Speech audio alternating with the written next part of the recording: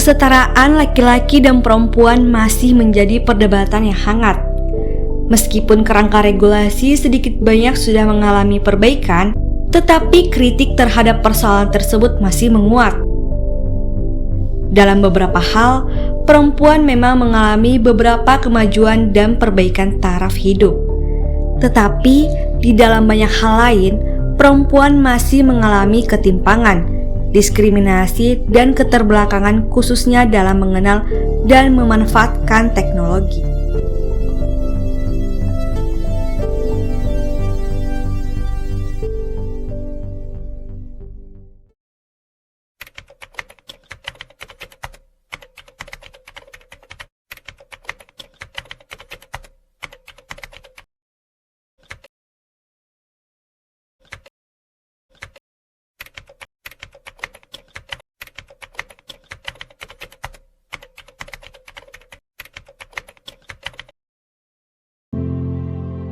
Kalau dibilang penting, saat ini ya penting banget ya, apalagi sekarang kita sudah masuk ke era 4.0 untuk society-nya 5.0.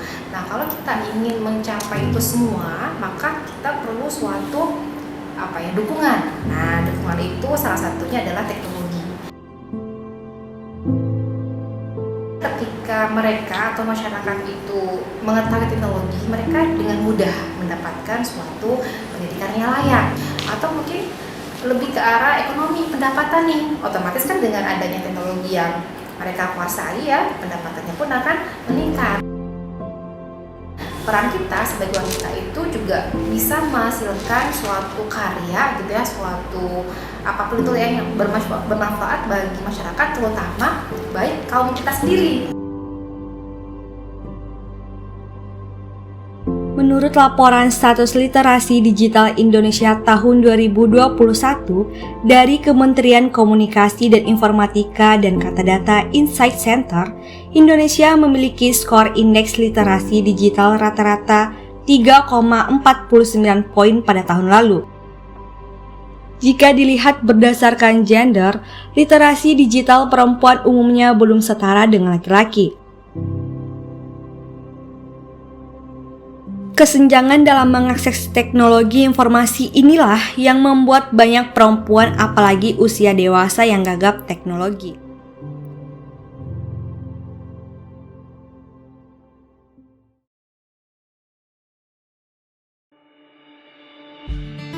Ibu Mendanita, salah satu dosen sekolah vokasi IPB yang meningkatkan penggunaan teknologi yang memampukan, khususnya teknologi informasi dan komunikasi untuk meningkatkan pemberdayaan perempuan.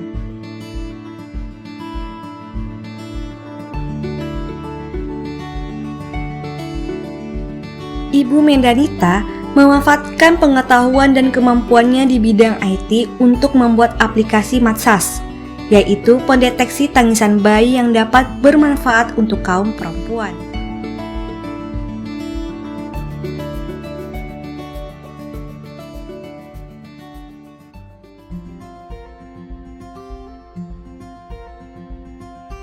Dengan tangisan bayi yang kita nggak paham artinya, mereka akan tambah stres gitu loh, apalagi dengan lingkungan mungkin yang suaminya atau lingkungannya yang tidak mendukung, sehingga membuat mereka jatuh stres. Nah, saya mencoba untuk gimana ya untuk mengurangi tingkat stres mereka, minimal mereka paham apa arti tangisan bayinya, sehingga ketika bayinya nangis itu dia langsung, oh anak ini mau makan, mau minta ASI, dia tuh langsung respon orang tuanya, sehingga anaknya cepat tenang. Nah, ketenangan itu kan membuat ibu itu atau penyumbang tadi merasa lebih tenang. Oh, anak saya jarang nangis. Kalau kita kan suka anak nangis, itu kan lama-lama juga akan stres juga ya, Mbak ya.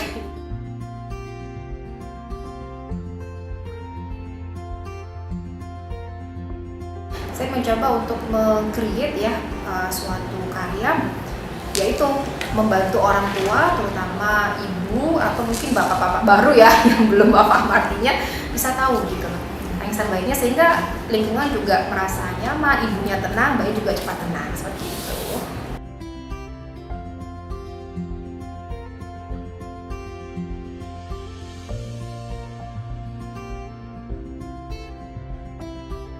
Pertama pertama lingkungan keluarga dulu sama teman-teman. Jadi kalau ada teman atau keluarga yang punya bayi, coba dong gitu kan ya, kita ujikan ya. Ternyata pas itu beneran Mbak, teman saya punya bayi, dia nangis, terus kita coba rangkap bayinya itu ini diidentifikasinya ngantuk atau lelah. Ternyata pas dia dieyong-eyong gitu ya, tidur beneran. Sejauh ini sih yang data di saya ya Pak, itu ada 249.000 orang lebih ya, itu dari berbagai negara 125, dan rata-rata memang ibu baru.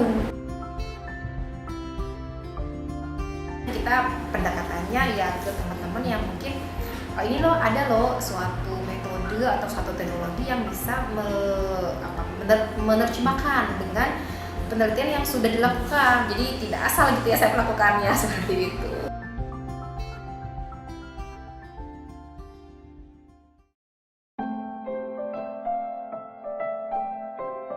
Sudah berjalan kurang lebih 2 tahun ya, dan selalu memperbaiki aplikasi supaya lebih baik ke depannya. Menurut saya itu keren banget sih, perempuan yang nggak pernah berhenti belajar sih menurut saya. Buat motivasi juga buat perempuan ke depannya, gimana kita harus berinovasi, gitu, berkreativitas. Jadi kan katanya orang kalau misalkan jadi ibu rumah tangga tuh ya udah ibu rumah tangga aja, padahal ibu rumah tangga tuh pekerjaannya banyak. Itu ditambah dengan pekerjaan ditambah dengan membuat aplikasi ini yang membantu ibu-ibu lainnya yang ibu-ibu pemula kayak saya ini, ya bagus, keren, bermanfaat.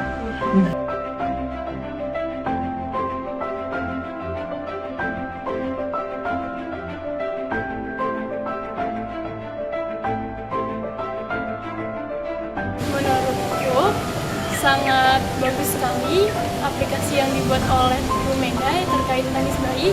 Saya sendiri sebagai mahasiswa Tekom sangat excited terkait aplikasi tersebut karena sangat menginspirasi saya sendiri dan juga teman-teman sekalian untuk mencoba berinovasi di lain hal yang bisa juga bermanfaat untuk orang-orang di sekitar.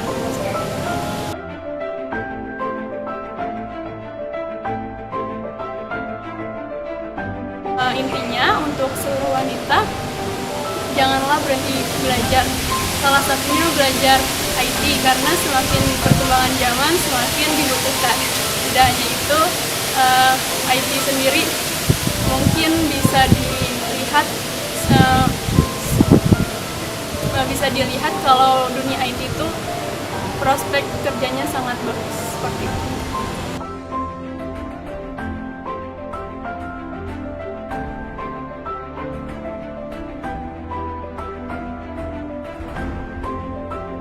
Pada akhirnya, usaha yang dilakukan oleh Ibu Meda untuk memberdayakan perempuan agar dapat lebih mengenal teknologi berhasil membuat kita semua tergerak untuk mengikuti jejak Bu Meda.